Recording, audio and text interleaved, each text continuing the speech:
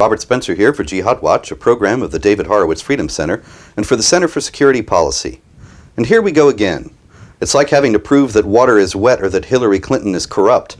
But since Barack Obama has recently yet again affirmed that jihad terrorists are twisting and hijacking the religion of peace, once again it's necessary to prove that that is not the case. Obama is right about one thing. This question does matter for what strategy the U.S. and the free world should pursue against the jihadis. That's what makes his denial and willful ignorance nothing short of catastrophic. CNN reported recently that Obama said the question of whether or not to use the term Islamic terrorist was, he said, sort of manufactured as an issue. He claimed yet again that terrorist organizations like Al-Qaeda or ISIL, as he calls it, have perverted and distorted and tried to claim the mantle of Islam for an excuse for basically barbarism and death. Warming to his point, Obama added, "These are people who've killed children, killed Muslims, take sex slaves. There's no religious rationale that would justify in any way any of the things that they do." Is he right? Of course not. Okay, he said killed children. Now a hadith, an authoritative report of Muhammad's words and deeds, said that Muhammad, when asked about the women and children of the polytheists being killed during the night raid, said, "They are from them." Now what does that mean, they are from them? Let's go to Sudanese Muslim cleric Muhammad al-Jazuli. He commented on this, "I was very happy to learn about the relevant hadith. I felt overjoyed when I heard it. Musab ibn Juthana told the Prophet Muhammad that while the Muslims would attack the polytheists at night, women and children would be harmed. The Prophet Muhammad answered, 'Their offspring constitute part of them,' that is, they are from them. 'They are part of them,' said our beloved Muhammad. This is not merely someone's opinion, thus killing their women and children is permitted." Now, if a Muslim cleric thinks that, is he a misunderstander of Islam while Obama understands it correctly? Not likely. Obama also said that the jihad terrorists were not Islamic because they killed Muslims.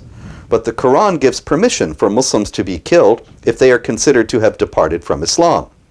It says this, "They but wish that you should reject faith as they do, and thus be on the same footing.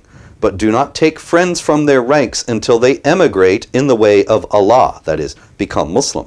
"But if they turn renegade, seize them and kill them wherever you find them." That's Quran chapter 4, verse 89. To emigrate in the way of Allah would involve their becoming Muslim, but if they turn renegade after that is, leave Islam, then they are to be killed.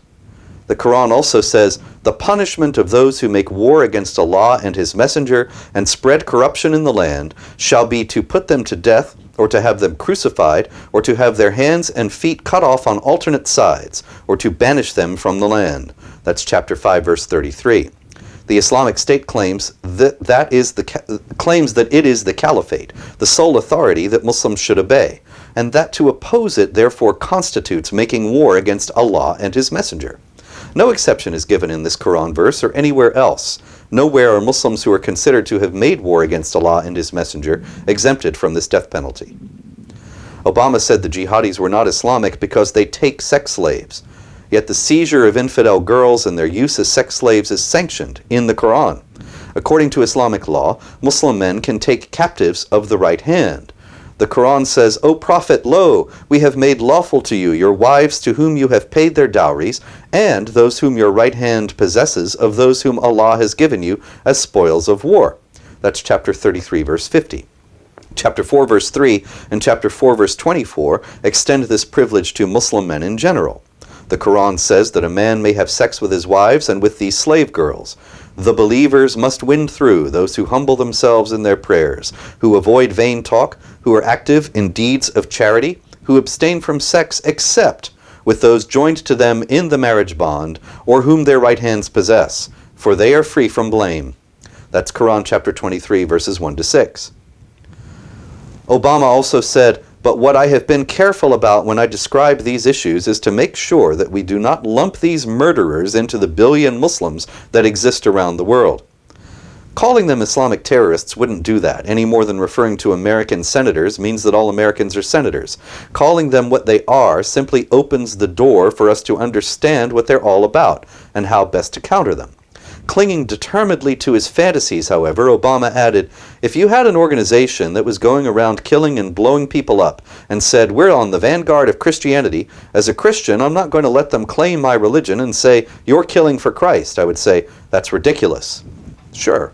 But if this group was basing its actions on some twisted interpretation of Christian scripture, law enforcement and intelligence officials would be derelict in their duty if they didn't study that interpretation, even if they understood it was wrong, in order to understand the motives and goals of the enemy and develop effective ways to defeat them. Yet that is exactly what Obama has forbidden. On October 19, 2011, Farhana Khaira of Muslim Advocates wrote a letter to John Brennan, who was then the Homeland Security Czar and is now, of course, the head of the CIA. The letter was signed not just by Khaira, but by the leaders of virtually all the significant Islamic groups in the United States, 57 Muslim, Arab, and South Asian organizations, many with ties to Hamas and the Muslim Brotherhood, including the Council on American Islamic Relations, the Islamic Society of North America, the Muslim American Society, the Islamic Circle of North America, Islamic Relief USA, and the Muslim Public Affairs Council. The letter denounced what it characterized as U.S. government agencies' use of biased, false, and highly offensive training materials about Muslims and Islam, and demanded that all mention of Islam and jihad be removed from counter-terror training materials. Brennan immediately complied. So since then, it has been administration policy to ignore and deny the motivating ideology of jihad terror. Now that's a recipe for defeat and disaster. You cannot defeat an enemy you don't understand. Under Barack Obama, refusing to understand the enemy is official U.S. government policy. I'm Robert Spencer.